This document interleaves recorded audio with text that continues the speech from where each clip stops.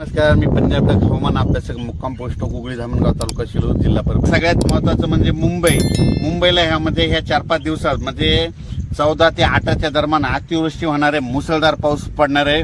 म्हणून त्याच्यानंतर सर्वांना शेतकऱ्याला सांगू इच्छितो, राज्यामध्ये 14, 15, 16, 17, 18 पर्यंत पूर्व विदर्भ, पश्चिम विदर्भ, दक्षिण महाराष्ट्र, उत्तर महाराष्ट्र, कोकणपट्टी, खानदेश, मराठवाडा सगळ्या भागामध्ये दररोज 2-2 दिवस मुक्काम घेत पाऊस पडणार आहे.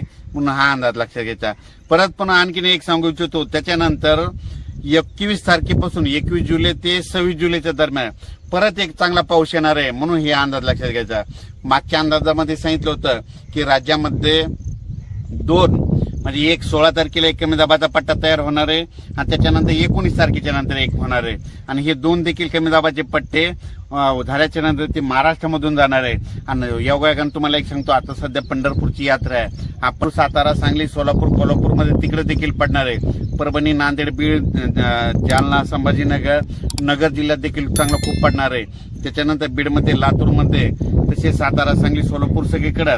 त्याच्यानंतर पूर्व विदर्भ, पश्चिम विदर्भ म्हणजे पूर्व विदर्भाचे 6 जिल्हे, पश्चिम विदर्भाचे 5 जिल्हे, म्हणजे ह्या 11 जिल्ह्यात देखील म्हणजे ह्या 4-5 दिवसाचा पाऊस चांगला पडणार आहे.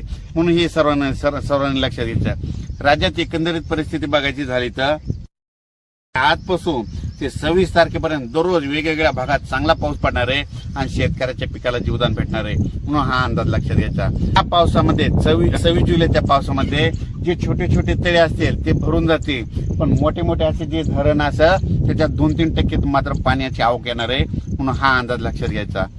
परत सर्व शेतकऱ्याला सांगू इच्छितो की काय होईल, पाऊस पडल्याच्या नंतर ओढ्या नाल्याला पाणी येईल, पुलाव पाणी येईल आणि आपले शेतकरी काय करतात की ते पूल ओलांडून जातात.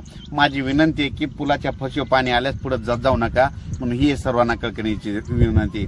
अचानक वातावरणात बदल झाला लगेच एक मेसेज दिला जाईल. धन्यवाद.